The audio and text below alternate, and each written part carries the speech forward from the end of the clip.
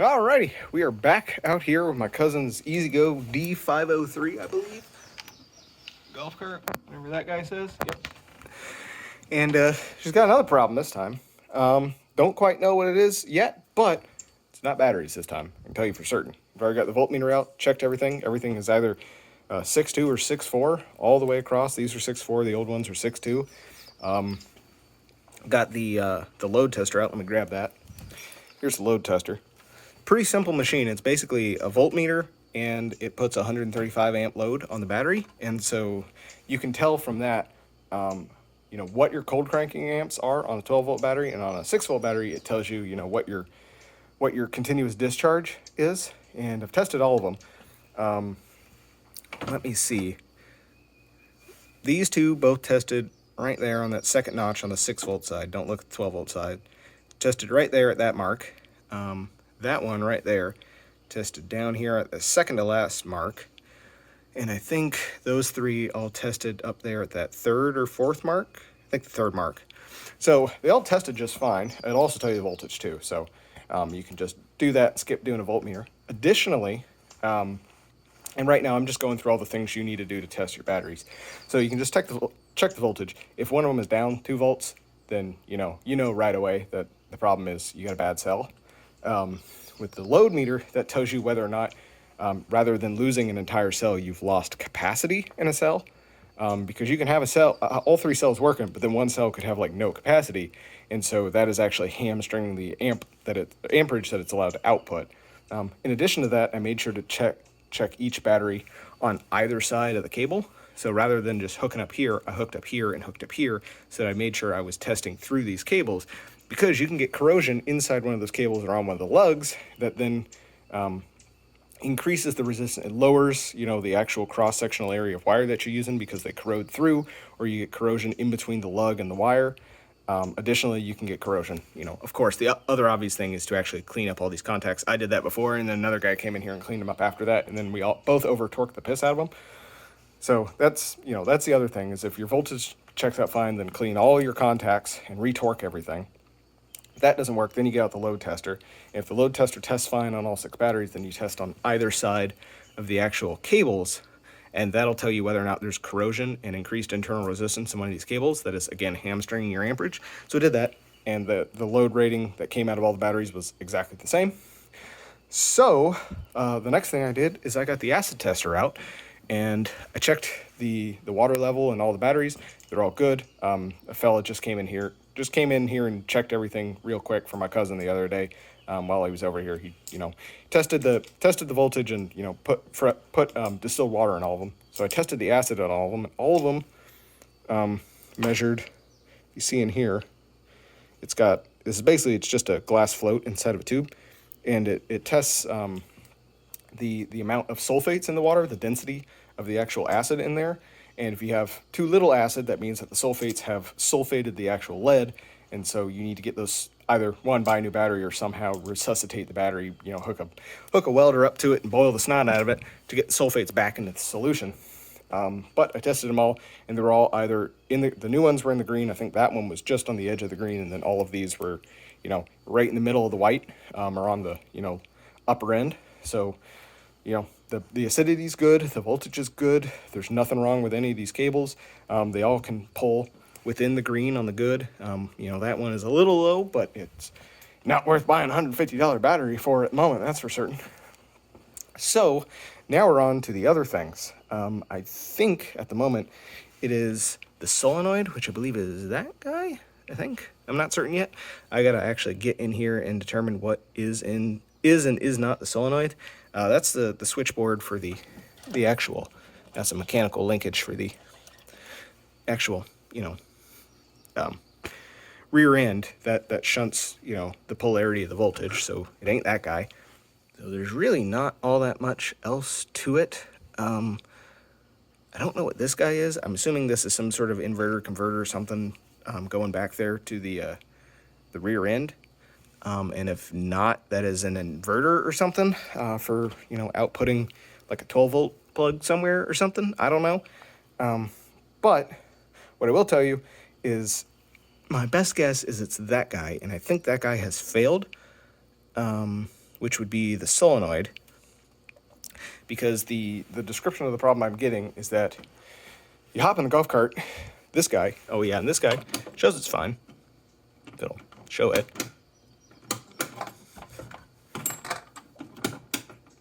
There it is. You know, it's got full charge. I checked it across, that was the other thing too, is I checked everything, across everything, and it was 37, so that's fine.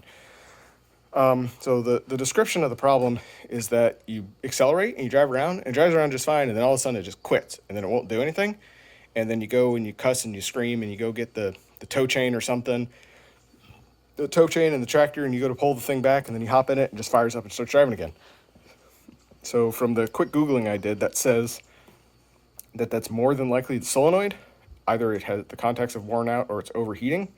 And then when it's overheating, it's like losing connection.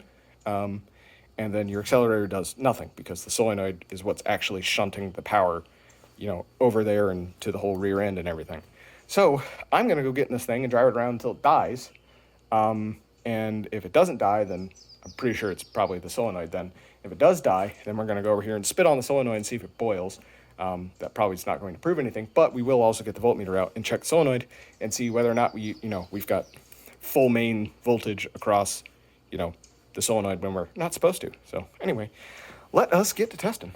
All right, so I crawled underneath the thing to look at stuff, and just first things first, looks like gear oil leak a little bit. So that might be something that needs to be addressed, or at least the fluid level checked. But I think I may have just found the root cause of the problem. If you look down here at the solenoid and you look at that red wire that goes down into that loom, which goes all the way around down in there, wherever it is down there, to the pedal over there. Well, there's no damage to that wire all the way up to the pedal. But if you look right here on the solenoid at that, the whole signal from the pedal is going through like 3 strands of wire. So that could potentially be part of the problem. But before we monkey with that and mess up that lug, also I don't have any lugs to fix that with, so I'm gonna have to run home and grab something. Unless there's something here in their garage I can monkey with. Just need to strip the wire back and put a new lug on it. We're gonna run around and see if we can get to die. And if we can, then we're going to check all the voltages on the solenoid and see if anything's funky, just to make sure whether or not it's actually the solenoid or if it's just that wire. All right, got her on, got her in forward. Let's see if we hear solenoid click. So we have a solenoid, and she goes. She's got full power too.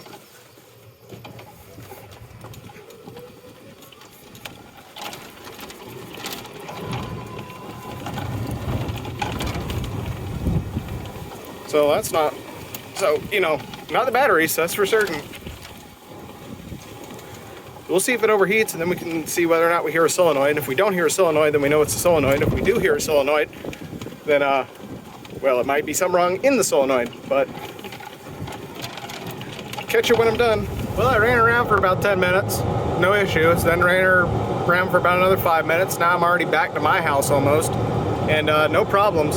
So I think it is that wire, and I think me moving it might have, reestablished a connection. I think there just may not be enough, too much loosey-goosiness in the lugs or something, or maybe it overheats still. I don't know. It'll probably die in the middle of the road over here with a ditch on either side. But anywho, ain't the batteries. All right, well, the solenoid, I just stopped to check everything. It's working just fine. If I put the leads on the actual nipples of the solenoid, not the main line, but the actual solenoid connector, and just push my foot on the pedal, I got 36 volts. See it right there? It's 36 volt solenoid, and it's just literally this red wire is going to this jobber guy, the controller doohickey that throttles the voltage to the actual rear end, and the black wire just goes to there, which just goes straight to the battery, and then the red wire goes into here, and I'm assuming that's where it's getting its 12 volts from. Does this guy just have a red line that goes into this somewhere? Somewhere. Somehow. It's getting 12 volts somehow in some way, shape, and form. Whenever I push on that, I'm assuming it's all getting loomed down in the same wire or something. But anyway, it's showing 36 volts up here. It's not showing 36 volts across there because I think there's some sort of throttling going on in there. But, you know, the car goes, so it's definitely getting full voltage. I don't really know what it is, other than it probably is just that wire. And it just so happened that when I fiddled on it, it got a much better connection, and I think I just need to go fix that lug. So anyway, there's something to check. You work your way through the batteries. If it's not the batteries, look at the solenoid. If you can't hear the solenoid click, it's the solenoid. If you can hear the solenoid click, work your way down to the accelerator and see whether it's that. And if all of the above looks great, you know, if all else be damned, clean the contacts, and that's how we saw that. So we're gonna do that and see if the problem goes away. Might just drive this thing all the way to my house, actually, because I don't have anything here to do that. All right, well, we're back on the road again. I'm just gonna drive it down to my house and stress test it. You know, that's about mile and a half, or no? Yeah, it's about a mile and a half, maybe a mile and a quarter to get to my house. And charge is still doing good. GPS says we're doing 14 miles an hour. Doesn't feel like 14, but I guess it is. Yeah, we're just gonna go grab the doohickey fixer-upper crimp-on thingy, strip a little bit of wire off, put some new lugs on it, and see if it's fixed. I don't know, it could just be as simple as that. All right, well, we made it to the house, and I beat the horn. It's really goddamn loud. Now I'm deaf. Doing good on charge, so let's go spit on a solenoid and see if that's boiling or not.